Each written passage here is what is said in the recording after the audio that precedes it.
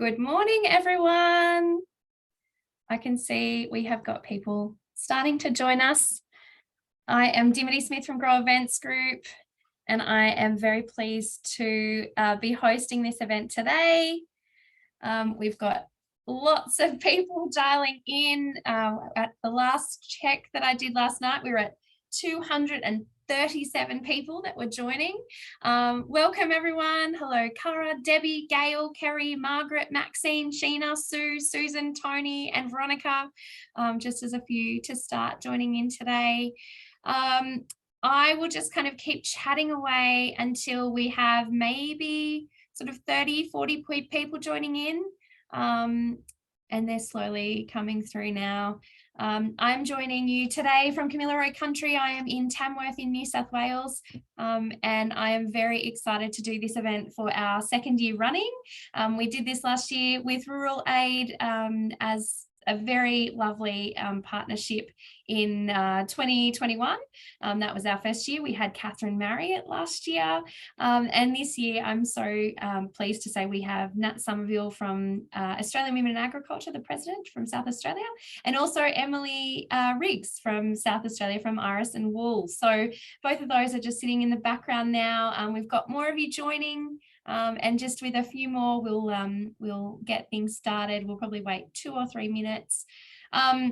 What I might do is let you know before we kind of get the ball rolling is we have lucky door prizes today, which is something that we did last year as well, which was super successful. And we have a few amazing rural women-led businesses that we thought this was perfect to partner with.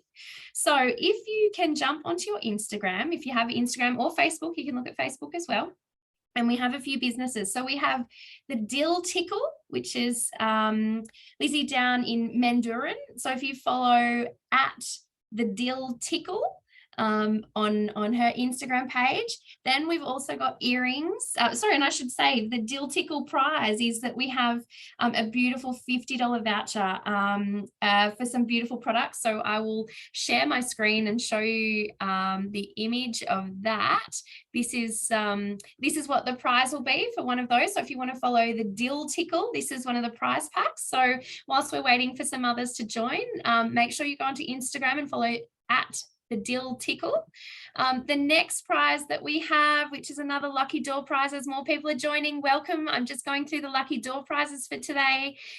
We also have these beautiful earrings by Em, who is based at Breeza, so not far from Tamworth. And Em has kindly given these as a lucky door prize. So if you follow at Handmade by Em, and I'll put these in the chat for you as well to make sure that you're going and checking them out. We also have another gift.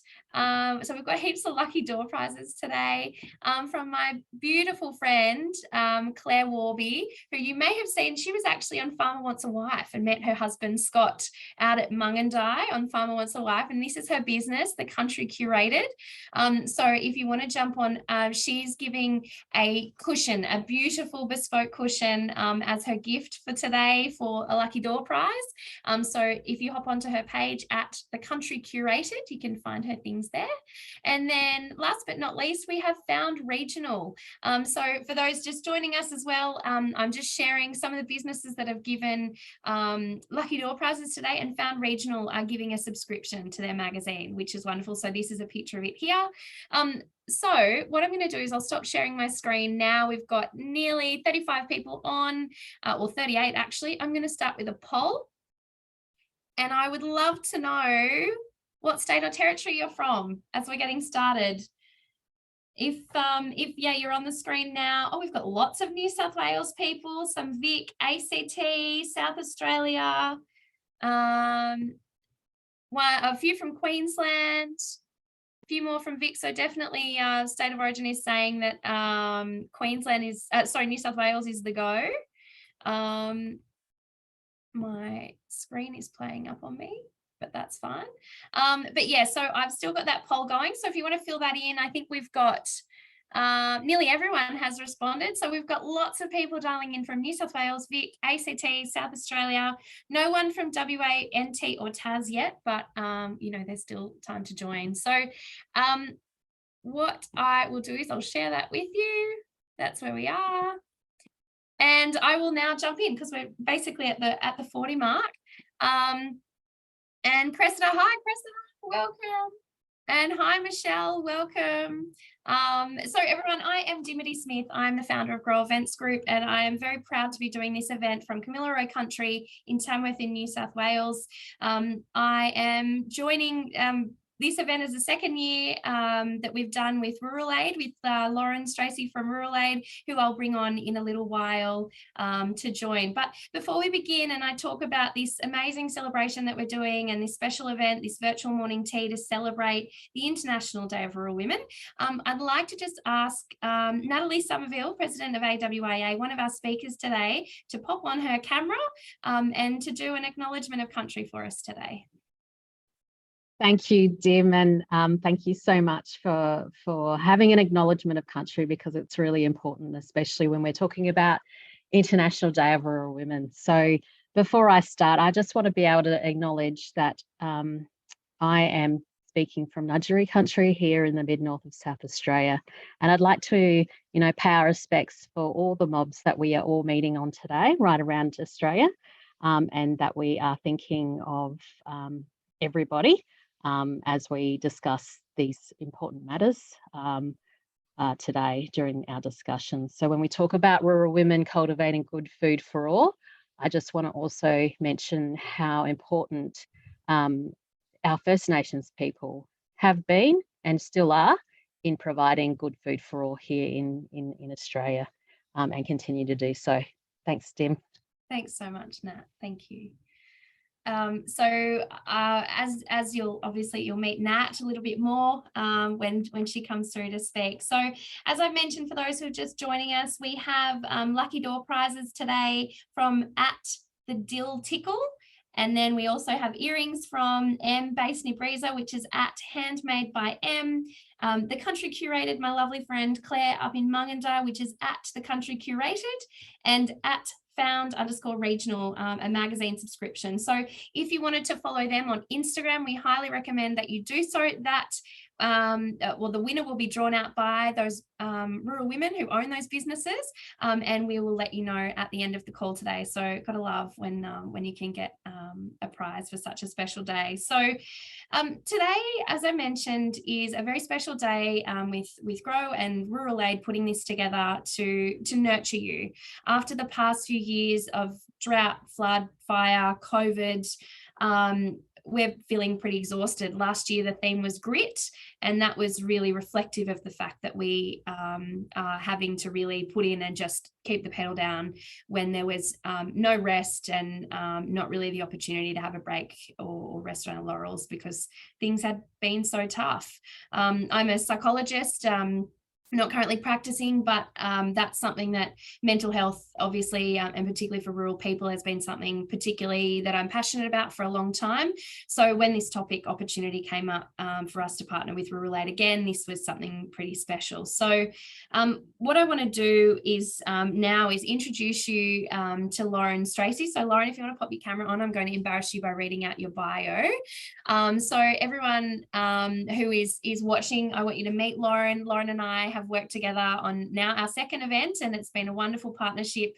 And I'll read Lauren's bio because I want to make sure I get it perfect. But Lauren is an experienced and passionate psychologist with over 20 years experience in the not-for-profit sector, who now manages a national team of rural aid counsellors from her Sydney base.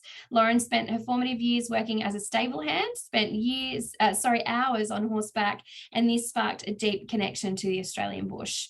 Lauren believes everyone has the right to be listened to and to be supported, no matter where they are, where they come from, and that access to quality mental health care is a social justice issue. Lauren believes the gap between city and country folk is unacceptable and is committed to her role in bridging that divide. And I've cut that up, that divide in innovative ways that are a cultural fit for the lives of farmers and their families. So welcome, Lauren. Thank you so much for joining. Thank you, Dimity. It's such a pleasure to be here again for the second year running.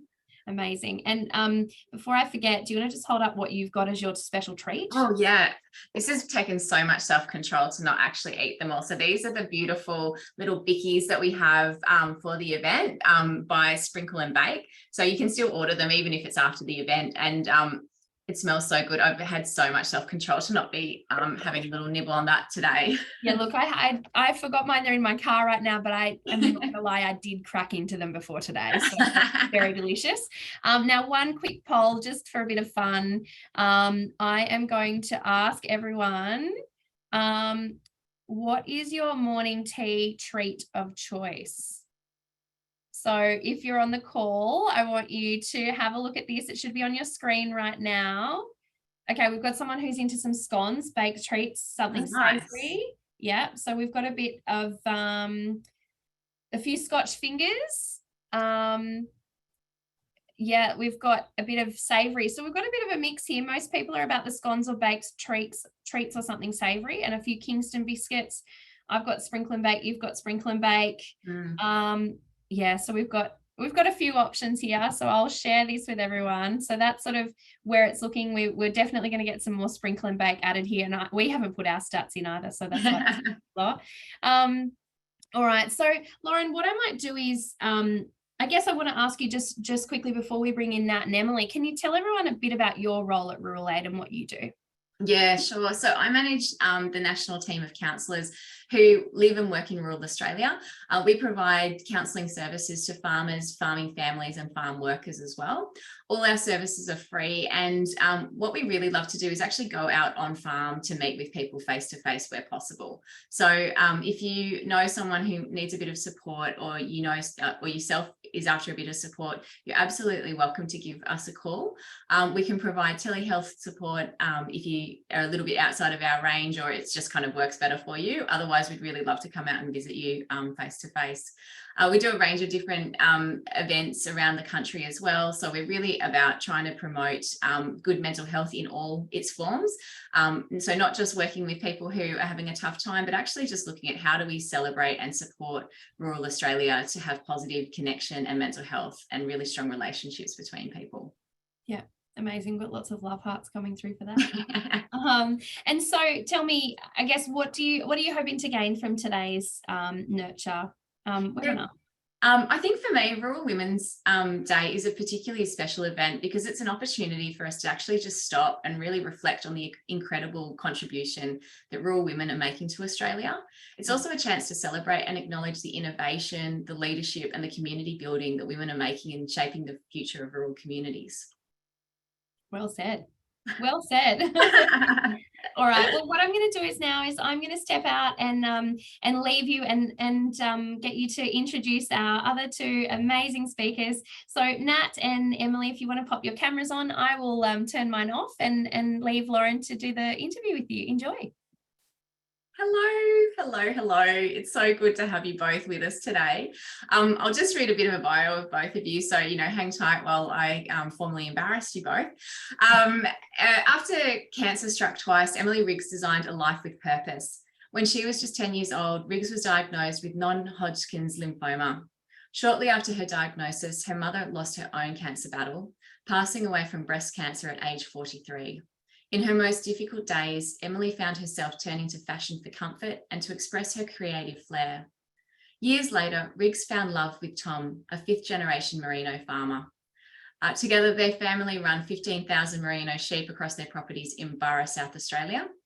And in 2019, after welcoming 2 children, Riggs founded Iris and Wool and finally realised her dream to design, merging her love of fashion with merino wool. Iris is in honour of Emily's mum. It was her favourite flower, and the company donates $1 from all sales to the McGrath Foundation to help provide ongoing support to people experiencing breast cancer. Emily's early loss has ensured she's built a business based on philanthropy, sustainability and love. And then over to Nat Sommerville, who lives and works on Ngadjuri country in South Australia in the mid-north. She's a farmer, a mother, a mentor and a Wadagajum descendant of the Marbiard Island of the Torres Strait, providing a cultural lens to all that she does. Nat specialises in sustainable agriculture, natural resource management and First Nations engagement. Nat, together with her partner Dane, manage their family business in Wanjara Ag, along with their 2 children. They've been farming for over 17 years in collaboration with the Danes family farm and their separate farming business focusing on grain and livestock production and adding bush foods, olives and tinkering with wine production to the mix. Driven by her passion for sustainable agriculture, the environment and social justice, Nat focuses on influencing positive change in rural Australia and is seeing greater innovation, inclusions of gender and age, and a respect for diverse backgrounds. She's passionate about sharing her farming and cultural and social knowledge and experiences to improve the outcomes for both current and future generations. So welcome, Emily and Nat. It's so wonderful to have you both here today. We're going to have a bit of a conversation now, so it's going to be very, just the 3 of us having a bit of a chat. If people have questions as we're going through, please feel free to pop them in the chat as well, and we'll make sure that we add them to the Q&A. But just to start off with, Nat and Emily, while the past few years have certainly brought some real ups and downs to our lives, there's also been some opportunities for some lessons for us to learn as well. And I'd be really curious to hear from both of you, maybe starting with you, Nat, what were some of the takeaways that you're going to carry forward with you into the future? Yeah, thanks, Lauren. Yes, and thank you for that really long bio as well. It's always awkward hearing stuff about you. So, pretty incredible. Yeah. Look, just to put into perspective, I just live over the range from Emily, so we're really close together. But we haven't met face to face. I definitely know all about Emily and the wonderful work she does, which is amazing. Thank you, Nat. Look, I think the last couple of years, especially in my role as President of Australian Women in Ag, it's really impacted a lot of our rural communities right around Australia, more than others. So especially, as we know, in Victoria, they were really heavily impacted, and it's caused a lot of stress and strain on not only communities but families and individuals as well. So for me personally, I carried that with me, and I wanted to be able to help any way I could. So our organisation is all about sharing and encouraging growth and connections. So even though for me here in South Australia it was almost business as usual except for the homeschooling side of things, I felt that there was a real impact made right around Australia, and that I needed to step up and help in that area. So just wanted to sort of reframe that lens. We've also got and that's relating to COVID, that's specifically COVID, but we've gone through highs and lows in terms of our agricultural business as well, like with different types of climate variability, with droughts and really heavy downpours, and also frost impact as well. So, which is kind of like our normal drought here where I live. All of those things we are constantly managing, not just in the last couple of years, but constantly as farmers. That is what we are managing, and in communities as well. We're constantly dealing with that, the risk management of those issues. It's a lot to hold, isn't it? Like, that is, like, when you're saying that, I'm kind of thinking, there's that kind of micro scale of your immediate family and keeping people together and connected and safe. But then there's also that broader national lens that you've got your eye to as well. What sort of helps you kind of manage holding all of them? What's kind of sustains you through those, times where it sounds like there's real challenge, and also a lot being asked of you as well? Yeah, I think, and this is really important when anybody's in a leadership position, is to have a really great team. And I think that's what we do have, is a really great team around us, that are the people on the ground in those areas that provide the advice, that provide the critical information and knowledge that we need. Not necessarily that it's formal knowledge, it's informal. So it's the stuff that people are not saying or not stepping forward with. That's what we hear, and then we can act appropriately for that. So yeah, having a great team around you, and working as one. Thanks, Nat.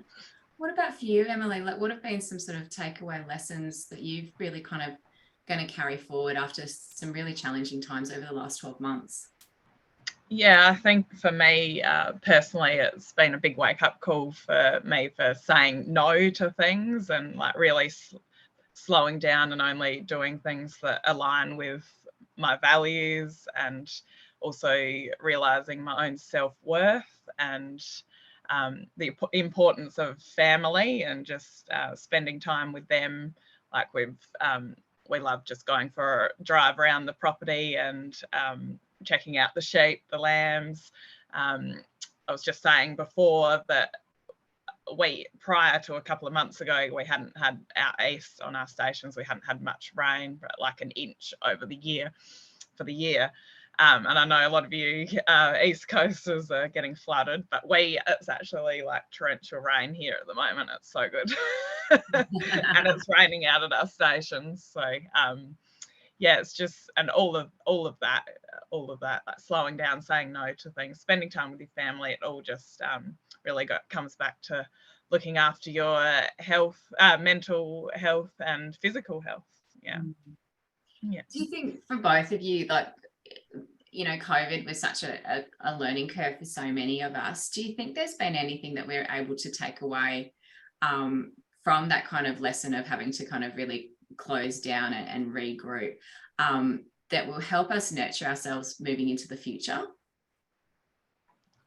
Yeah, well, I definitely think it's been a good thing that now we don't go out in public if we have the sniffles or something. We don't send our kids to daycare or school if they're sick, and it's stopping the spread for the vulnerable people out in public. And I think that's a great takeaway. But then on the other hand, you feel like you've got the plague if you cough out in public or something. So it's a bit of a balance. But yeah, I think it's been a big wake up call to a lot of us with Yeah, absolutely. What about for you, Nat? Is there anything that's really kind of standing out for you? Yeah, look, I think Emily hit it on the head before when she mentioned about, you know, really realizing sticking to your value set and aligning yourself with that. So I think for a lot of people, they were in a situation where they had to have a forced reset, and then that made a lot of people realize what it was like just to, you know, stop and think a little bit. So for some people it was very much wow, this is what it's like to not have a whole weekend of sport or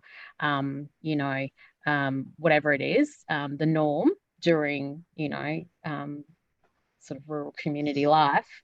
But for others, I understand the impact of not being able to have that social outlet, that face-to-face connection with other people. So I think generally though, just to slow life down though has really helped people understand who they are and what is what matters to people the most. And that was certainly the case for me. So I now know that homeschooling's not for me. And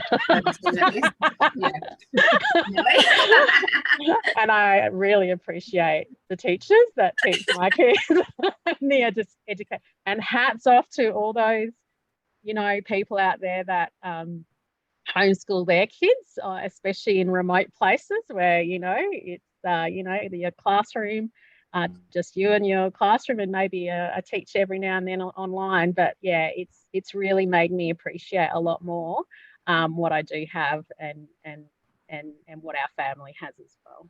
Yeah, absolutely. I really relate so much to what both of you were saying. It's almost like some of it was about understanding that living a bit slower is actually really good for ourselves and for our families. And some of it's a little bit about really highlighting how valuable connection is. Like, I know for myself, when I wasn't able to see family and friends, I felt that so deeply. And so now when we can get together and when we can gather together, I just feel so grateful in a way that I probably wouldn't have experienced had we not had that kind of an experience. Yeah. When we all know that when we're feeling that feeling when we're in an aeroplane, we're kind of in the plane and we're flying along, and then you kind of hit the clouds and then you come up above and you sort of see that brighter, that sunshine beyond the clouds. We've all really experienced periods in our life where, whether it's just been a day or a week, that feels like the sun really might not come back from behind the clouds again, when we might feel a bit burnt out. And you both have experienced some really challenging times in your lives. What have you done for yourself to be able to bring yourself back and kind of regroup and nourish yourself when you've had a tough time? Who do wants to go for it, Em? You kind of moved first. Yeah, so like most of us, we've all had gloomy experiences and events in our lifetime, and I've had cancer myself. I've lost my mum at the same time. Sorry, and I have had an eating disorder and learning difficulties because of the chemo treatment I had. So yeah, I've just really try and tell myself life is precious, and I've got a lovely, supportive husband and two beautiful kitties. And I try, as corny as it sounds, I try and just tell myself that everything happens for a reason, and we all have different paths in life that we take. And I've had counselling before, since mum's death, like since I was about 11, on and off, and I've had CBT therapy, and that probably has helped a lot with my mindset. Yeah, and it's just so a battle, a long battle, but I'm very grateful for everything I have in life, and yeah, and to be able to do something like this today is wonderful. Oh, Emily, yeah. Sorry. No, it's just, it's life, isn't it? You know, that rawness is just right here. And yeah, I guess your generosity in sharing about those struggles is so beautiful and really valued. And I think that, you know, that resonance of how precious things are, really rings true for me. Thank you so much, Emily. What about for you, Nat? Like, what do you think is the thing that kind of helps you come back when you've been having those difficult times, and helps you like nourish and nurture yourself when it's been hard? Yeah, you know what? And you know, Emily, I feel for you right now. You've been on the edge so many times and you've made it, and you know, really hat off to you. And you know, I'm taking lessons from you right now, but you know, I've not been in your shoes, and I'm sure many of us listening have not been in your shoes. So thank you for sharing that as well. Thank you. For me, it's more about really knowing that you are in that position. So sometimes we may not be aware that we are really down in the dumps. So it's a depression, anxiety sort of a situation that a lot of people, especially a lot of people that I work with, whether it's the kids that I mentor or the adults, the families of those kids, or, you know, our network right around Australia, it's not knowing that you're in a position of depression. And so for me, it's acknowledging that. And then from that, you can move forward. So, you know, what are those key signs that you are like struggling and down, and can't get back out again? You know, I suppose I'm faced with talking to people all the time who want to share with me where they are in their lives, and I find myself in these counselling sessions, even though I'm not a counsellor, it's informal. But I think the first thing I need to do is just to be able to provide the advice of where to go from there. And that's something that we can all do by helping other people. But for me, it's recognising where I am in my emotional and mental status. Because I know, you know, for me, sometimes I struggle with the ups and downs of farm life, and then being away from my family who are up in the Torres Strait Islands, and right around Australia actually now. But I've got an elderly dad that I care for who's in a nursing home in Queensland, and that distance is really hard for me to make sure he's all right. And I know how difficult it is within aged care at the moment, where we know our standards are not up there. And so for me, that is a real constant battle that I'm facing, and a choice that I've made to stay down here instead of, you know, being with him up there. So yeah, it's just recognizing those signals and those signs of when I am down. To get out of it, it's about, for me, it's about, yeah, what do I need to rise above it? And I know that there are quite a few sort of models out there that you can use, individuals can use. And when I've done sort of coaching classes, I've found this really cool model called Coach You, which I've been taught by other facilitators. And I use it all the time. And it's just great to be able to go, right, where am I now? Where do I want to be? How do I get there? What resources do I have? Like, all of those questions are really, you know, key to moving forward and critical to moving forward. Sometimes we can't do that ourselves and we need help, and we need other people to help us work through that. But that is something that I use all the time. It's both really great, because I think what you're sort of saying is, Nat, is that that noticing of where we're at any given time. Like, I know for myself, when I think about, you know, my own mental health and how I'm traveling day to day, you know, it's often the people around me that probably give me a little heads up that maybe I'm a bit stompier, which is usually indicative, you know, that maybe I need to either pull back or do something different.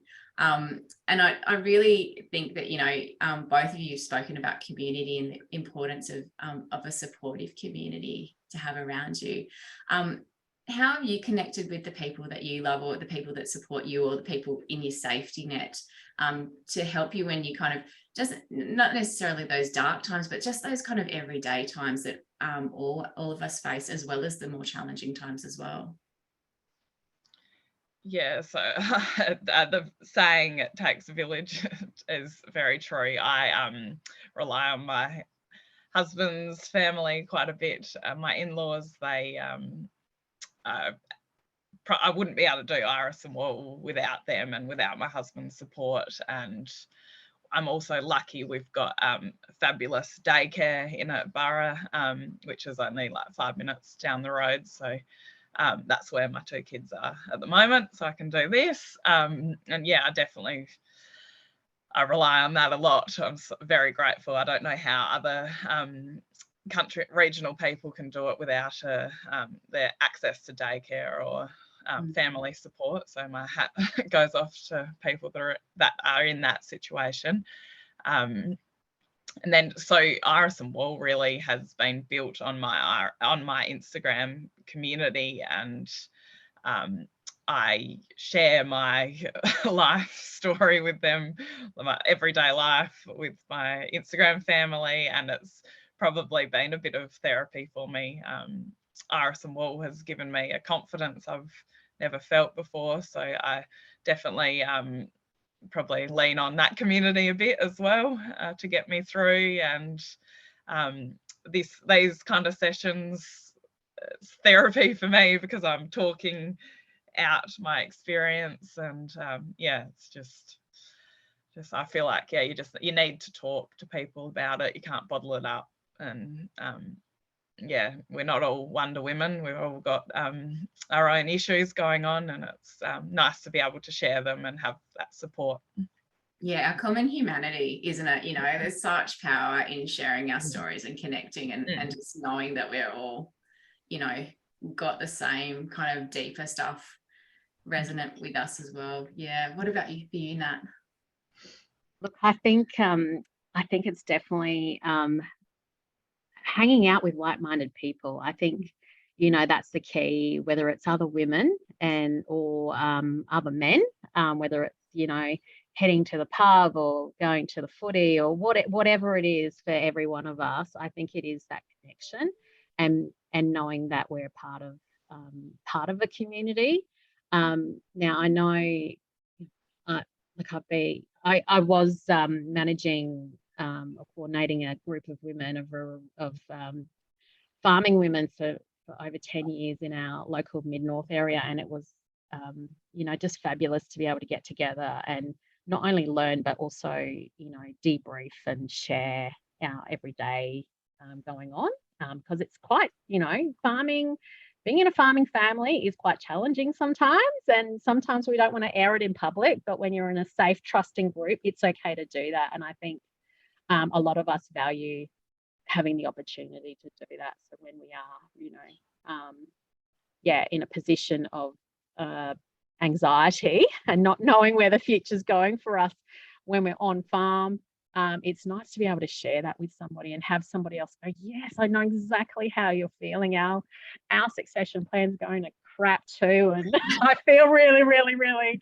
you know, hopeless right now. It's like, oh great, someone else knows exactly where I am. So you know, it's those kind of conversations that, you know, don't normally come up at the footy or the netball or at the pub. It's, you know, having those safe spaces to share and connect, I feel. It's so when you're kind of describing that, I got that like really strong felt sense of that moment when somebody gets you, and it's like you almost take this big breath out, and it's like, oh yeah, thank goodness, you know, like I've actually been properly seen and heard, and I've actually really been understood. It's just amazing, that kind of sense of, yeah, it just reduces your isolation, doesn't it? You know, it's really very, very powerful. And I think, you know, when I think about the times that I've had difficult times, and, you know, it's being able to feel that I have those people that I can go to really kind of be held, you know, it's like that emotional holding that is just so incredibly powerful. Last year we were talking a lot about grit in our virtual morning tea, and it was really at a time when we were kind of having to just galvanize. I know for myself, I was in the guts of homeschooling, you know, 2 young kids. My entire team have seen my children many, many times online, and it was hard. Like, it was a really tough time. And I think, you know, one of the questions I'd be really curious to hear from you both is, what are your kind of surefire tricks, or, you know, the things that you really turn to when you need to have that bit of extra nurturing that, you know, just really work for you? Do you want me to go first? I'm jumping in all the time. Sorry, Nat. That's great. Well, for me, I love to go for a run. Releases my endorphins and sets me up for the day, and it makes me feel good. And it's something for me. I can get out of the house. And then I love listening to podcasts. So if anyone's got any good recommendations, pop them in the chat box, because I go through them a lot. And it's just that's my kind of nurturing. I suppose that's one thing that I can do for myself. And then, like, I heard my ears pricked before when we were chatting before we went live, Lauren, that you're a horsey girl. So, I ride, when time permits, I also ride my horse. So, and that really gives me a buzz, and love it. Yeah.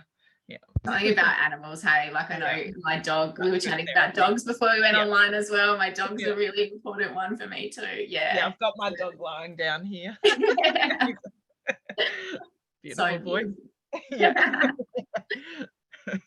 What about you, Nat? What are some of the ones that you kind of really turn to?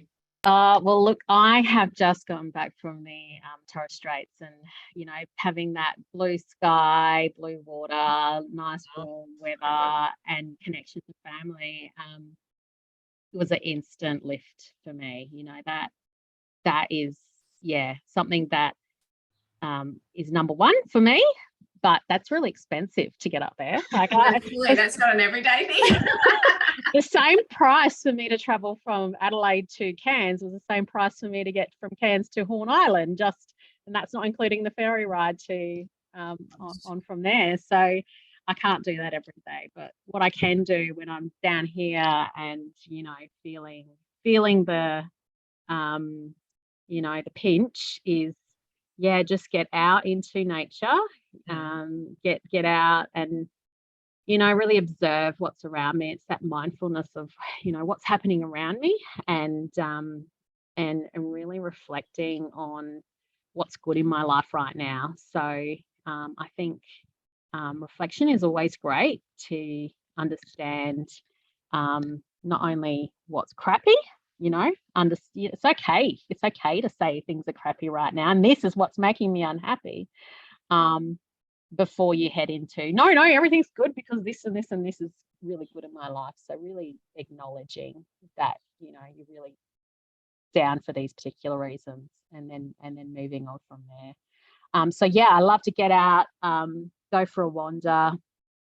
Not quite running. I'd love to run and enjoy running, but for me it's a real struggle. I count every step. For me, I'm more of a sprinter, but we can get it over and done with. But whatever works. I absolutely love, you know, just going up into our hills country and just getting out there and just, you know, just connecting with country, finding a bit of water somewhere, which, you know, sometimes there's lots of and sometimes there's not much of. That's always something great for me, but the connection as well. So really finding, like we talked about before, finding the people that are your people and connecting with them.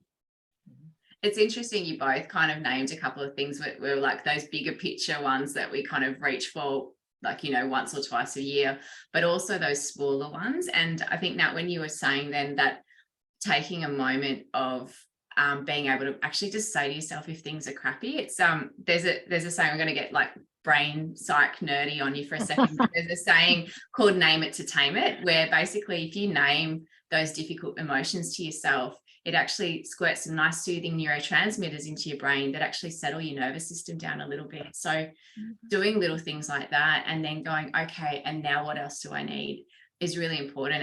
And it's not about pretending that things are all sunshine and roses all the time, but actually just taking a minute to go, actually it's not, and that's okay. Well, it might not be okay, it's not, and that's reality. What do I need to do to kind of take care of myself, whether it's going for a run or patting my dog or getting out in the bush?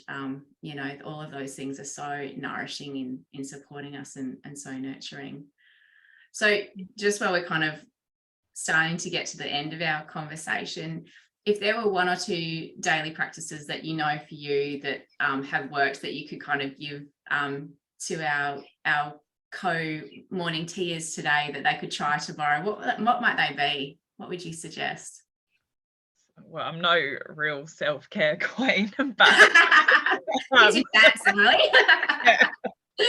but getting up as the sun rises is really nurturing. Going out and looking at the sunrise, being out in nature, like Nat was saying before, it's really grounding and earthing, and yeah, just stimulates you, I suppose, for the day. And then then I just I have coffee. I need coffee. Yeah. But yeah, just really getting out in nature, and I feel like that just gives you a bit of boost. And yeah. What about you, Nat?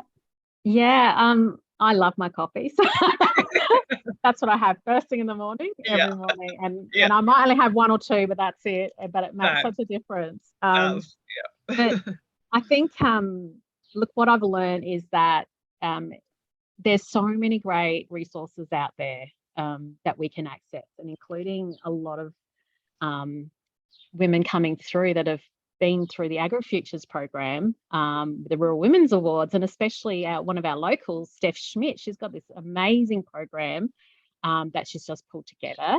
You can Google Act for Ag, because she's got this not only some really great resources, but a group of women coming together and meeting as well, which is sometimes what we need. If you don't have that in your own community, then you can get that through groups like this, but also Motherland as well. So if you're a mother and you're really wanting to, you know, connect with other women, but you don't want to be shamed out by and you don't feel comfortable enough in your own community, then this is just great. It's again, it's acknowledging where you are and you know, being able to share your experiences in a comfortable setting. So Steph's got this great matrix that she's pulled together, and it's you know, I even use it when I mentor Aboriginal students. It's something I do as well, and it's a visual A4 page, and there's these 4 quadrants, and you just follow it, and it's almost like another coaching model, but it's just great for being able to show how to get out of a situation into something more positive in a visual way. Really easy and simple to do. And sorry, I'm just going to butt in here. So, Steph also does brilliant affirmations as well. She puts up on her social, which we're big fans of Steph. Yeah, she's awesome. Her stuff's great. Really, so really good. Yeah. And look, I think there's a lot of women in our communities that feel isolated and not connected. And there's this, it's sort of, there's ups and downs of that connection. And I really just want to say today that if you're one of those women, please feel free to reach out, because we're always here to connect with you. That's, you know, I think a lot of us are, you know, have very similar mindsets, and we just want to be able to, you know, make sure everyone's okay and feel like they're part of a community. Yeah, absolutely. Just finding your people and being real and vulnerable and your whole self. It's just so important to have that place. Absolutely. Thank you both so much. It's been absolutely wonderful chatting with you both today. I really appreciate you sharing your knowledge and wisdom and your thoughts on this topic. Thank you so much for having us. It's great. Thank you, ladies, so much. That was amazing. I did get a bit teary there during that session. So that was really lovely, and getting lots of love hearts and claps and things from everyone, which is lovely. So what I might do is ask anyone who is watching right now, and you can leave your camera on, Em and Nat. Yeah, leave it on. That's all good. To pop in a chat, a question. So it's now question time. If anybody has any questions for Nat or Lauren or Emily, please pop it in the chat. We would love to keep this going on. Whilst I'm waiting for people to hop in the chat, we have some winners for the Lucky Door prize. So the first prize is Handmade by Em's beautiful earrings. The person that followed Handmade by Em is at Border Park Kitchen. So I'm not sure who that is. I don't have a name, but you are a winner. Congratulations. Yeah. And Debbie Herdigan has just said, I just wanted to say how inspirational you all are. So thank you, which is so lovely. Now, the next winner, the Dill Tickle prize, the beautiful pickles pack. And I just saw this week Lizzie, who's from Mendora, and she's also doing a seeded mustard, which is delish, and I'm very excited for that release. The winner is at Shelley Morgs. So I actually know Michelle. She's based in Tamworth. So congratulations, Shell. Lizzie will be in touch with you via the Dill Tickle to get your details to get that across. The other prize that we have, and this is quite funny how this has worked, the country curated cushion, the bespoke cushion, has been won by Lizzie from the Dill Tickle. That's so cute. It's all come full circle. So Lizzie, Claire will be in touch with you. Congratulations. I'm just waiting to find out on our last prize from Found Regional, but we just have 2 more comments in here. Oh, Border Park Kitchen is me, Perry McIntosh. Congratulations, Perry. So you're a winner, and Michelle, congratulations. We've got a question here from Kira Gifford. So Kira says, as a new mum returning to work in a rural area with not much family support, any tips or thoughts on finding a balance or knowing a limit there? Em and Nat. Em, look, you're ready to go. Come on, jump in. Yeah, to be honest, it's tough trying to find that balance. But somehow, if you really want to do it, somehow it just all works out, and there's balls always falling, and I'm not everything goes smoothly. But if you love what you're doing, you'll find a way, and like you just got to give it a go, I suppose. And the worst thing that will happen is something goes wrong, but you just got to keep giving it a go, and maybe find a support group like Motherland. They do what do you call it, Mother's group, virtual mother's online group. And there may be other things in there that can be helpful for you, but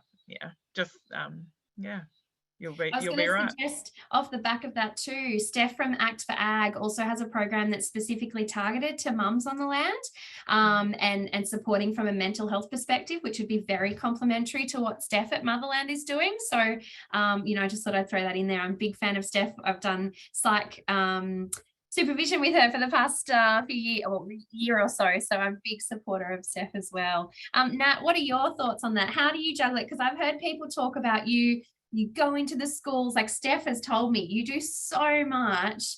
How do you juggle it all and then get back to your family? Because I know I struggle being a few hours away from my family, but how do you do it?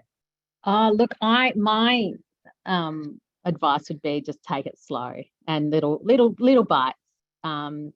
Really enjoy the journey, because I know for me, my kids are a bit older now, and they kind of, they're pretty good at looking after themselves. But I know that when they were really little, it was a challenge for me to continue working on the farm and looking after kids as well. So I had to really manipulate my workload and find a way where I could take the kids with me, because daycare wasn't an option for me. We were just far too far away from home to have that. So I had a lovely neighbour who, we made, some kind of arrangement where at least I got to go and play a hockey game every, week. And that was my time away from, the farm, and the drive over to where we play was kind of my therapy and my reflection time. So everybody's different, but start slow, and just, enjoy the journey while you can. Yeah. Thanks, Nat. And Lauren, do you have anything to add to that? Only just from what the literature says, which is... Oh, we can't hear you. Oh, can you hear me now? We can. Yeah. Yeah, just in terms of like the literature, we talk about good enough parenting. So you do not have to be perfect. You just have to be good enough. And they say you only have to get it right 30% of the time. So it's actually, it's all going to be okay. Like if you love your kids and you try your best, just, try not to put too much pressure on yourself, because it's a hard gig, and then all of a sudden they're at school, or all of a sudden they're at high school, and all of a sudden they're leaving home. So like Nat was saying, it's just doing your best and trying to enjoy the little people as much as possible. Yeah, thanks, Lauren. We've got a question from Michelle, and this is a really good one, knowing Michelle and knowing probably all of us. The power of saying no is really hard. How do you manage to say no, ladies, to the things you're so passionate about to better manage your time? I can jump in. I'm still learning to say no. It is hard, especially when you're trying to build a business from scratch and all these opportunities are flying at you. But you'll burn out, so you've just got to do what you can and what you can manage, and people understand it's not the end of the world if you say no to doing something. People understand, and your mental health and your well-being and your family's well-being is the most important thing, really. So you've just got to keep that in front of mind, and but then enjoy when you do take up an opportunity, enjoy that and give it all you can. Yeah. Thanks, Em. Nat, any thoughts on that one? Yeah, You great. wear a lot of hats. That's great advice, Emily. And you know what? I've learned to not say no, but I'm not right now. And I think that's important to keep that opportunity still there. And I've got this, it's really, cliche phrase, but it's right now my cup is full. But let me refer you on to someone else that would be really great in this position. So these are the types of lines that I use all the time. And it's appreciated as well by the people on the other side. So yeah, in terms of me though, managing family, farm, and my other activities, it's about knowing what's important to me, but keeping really track of the length of time that I'm involved in each of those things outside of farm related business, and understanding that you can't sit on a board position forever. You've got a certain time limit. Let somebody else in. Let someone else have a go and provide that input and impact that they can have moving forward. Awesome. Thanks so much, Nat. And the comment from Michelle is that she loves that, the not right now. So it's not that it's not something that you love or want to do, or it's not going to fill up your cup. It's just not right now. So thank you. Lauren, do you have any input in that one? Only just that I think, there probably is a bit of a gender component to it, that as women, we're often told to be a good, nice woman, that we say yes to things. And so it's not actually necessarily about a deficit in us. It's about a broader picture. And so having a few go-to lines like Nat was suggesting, I think has really helped me. Like, it's been a real journey of learning how to say not right now or no sometimes. Because the reality is, if you say yes, you're actually saying no to something else that you've said yes to as well. You actually have got a limited number of resources. And so it's about having some, I think for me, it's been about having some go-to ones to kind of rote learn and get like confident in saying to the small things, so that when you do actually need to kind of step away from something, you feel a bit more confident. You've had a bit of practice in that. Yeah, I just have the motto that, does it feel good? Do I really want to do it? Does it align with my values? And if it doesn't, is it something that's really going to help me in my career? They're the two things that I kind of weigh up with my saying yes or no. I'm constantly in conversations with my own mum about her learning to say no. And I think that's, very much that gender-based role of, I'll be accommodating. You need to be, accommodating to people, and no, you need to find time to help that person. And, I know I can hear my dad in the back of my head right now saying that to me. But we've got some other lovely comments, but from Kelly Barnes, not a question, but a huge thank you to you all for being so vulnerable and sharing your challenges. Thank you, Kelly. And Kim, not a question, yet a comment. Thank you for a great morning today. Such an inspiring group. We have an anonymous question. How do you handle imposter syndrome? And this will be our last question for today. Jumping again.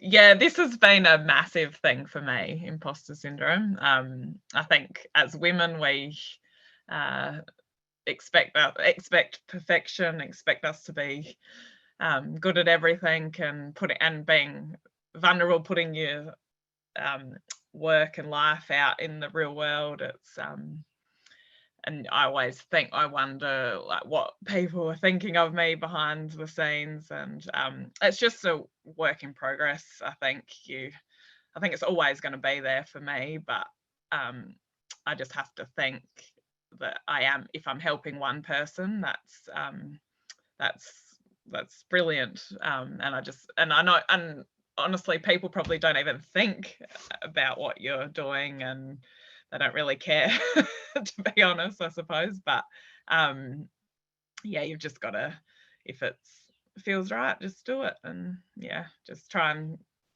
keep it in the back of your mind and not let it take over.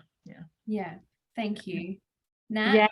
Yeah, Emily, I think absolutely agree. And you know, one of the toughest things I feel is imposter, especially in rural communities, you know, where everybody's looking at you, you know, there's no getting away. Everybody knows your business. Everyone knows what you're doing. And everyone has an opinion. Yeah. And it's like, right, okay, how do you manage that? How do you not let that impact you? And that's tricky. That is really hard, especially when you're constantly fighting that battle. You know, because, you know, I know that there's some really old-fashioned opinions around here that women should stay home, and, you know, their place is to, you know, the home life and not work on the farm, and, you know, that, or let alone represent, you know, industry on a national body. Like, it's quite interesting, I find. But I think, you know, for me, mentors have really helped me with this conversation, like finding, whether it's formal or informal, having a mentor to just work through these thoughts and yeah, whether it's imposter syndrome or whatever it is, mentors are awesome. So if you don't have one, find one. And if you need help, reach out, because they are the best. It just provides so much growth in people in such a short amount of time. Yeah, absolutely. Thank you so much, Nat. Such good advice. I'm sure I'll be calling you at some point for this sort of advice. And Lauren, anything else that you'd like to add to that? I just completely agree. Like, when I saw that question, I was like, oh my gosh, absolutely resonates with me. I have a bunch of mentors that I've connected with over various different things, and that has been a game changer, because I assumed that I was the only one experiencing imposter syndrome, which is totally stupid. But when I check in with them, they are too. So, and they're so, like, in my eyes, they're just incredibly together and strong and all that sort of thing, but we all have that self-doubt. It's completely normal. And so just being able to have those vulnerable conversations, I think, has been completely strengthening for me. Yeah, absolutely. As someone who experiences imposter syndrome every day at the moment, I totally get it. But look, I just want to wrap up there. Thank you so much, Emily, Nat, and Lauren, for all your wonderful contributions to these questions today. And, you know, Lauren, thank you to Rural Aid for partnering again for this event this year. This is such a wonderful opportunity to reach so many women across Australia, and to be able to celebrate Rural Women's Day, or International Day of Rural Women, with such a beautiful discussion that's both, you know, with the challenges and the wins, is a really lovely thing. And thank you for agreeing to be doing this with GRO again. And I really hope that we can keep this up as an annual thing. We've talked about that, which is great. Yeah, so thank you to our speakers. Really, really appreciate your time and insights. And thank you to everyone who has dialed in, and everybody who registered. We'll make sure we've got this recorded, so we'll have this available for people to watch if they didn't get the chance to make it today. Thank you to our event gift partners. So we had the Dill Tickle, Handmade by Em, The Country Curated, and Found Regional. So Found Regional, I don't know where they've gone. I think they must be in a meeting or something's happened and I haven't got their winner, but the winner, we will contact you via Instagram to let you know that you have won. But thank you so much to everyone. Lauren, any final comments from you? Yeah, I guess the thing that I'd like to finish up is that sometimes nurturing yourself is about getting the support you need when you need it, or even building those safety nets around you for just in case. And so at Rural Aid, we really want to be part of people's safety nets. So if you're a farmer or a farming family member joining us on the call today, and you're not already registered with us, head over to our website, which is ruralaid.org.au. Rural Aid also has a team of dedicated counsellors who live and work in rural Australia. Our counselling service is completely free and available to farmers, farming family members, and also farm workers. We're really happy to support people through whatever life is throwing at them, whether it's big things or small. And sometimes just having someone to debrief with that's outside of your immediate circle, like we were talking about today, can be just the thing you need for a bit of fresh perspective or some new ideas, or just that extra bit of support. So even if you're curious to find out about counselling and what our service is all about, I'd really encourage you to give our team a chat. You can free call them on 1300 175 594, and that's 9 to 5, Monday to Friday, Eastern Standard Time. Awesome. Thanks so much, Lauren. Thank you everyone for joining us. Have a wonderful day, and be sure to celebrate this Saturday for International Day of Rural Women, and we will see you next year. Thank you ladies so much. Bye.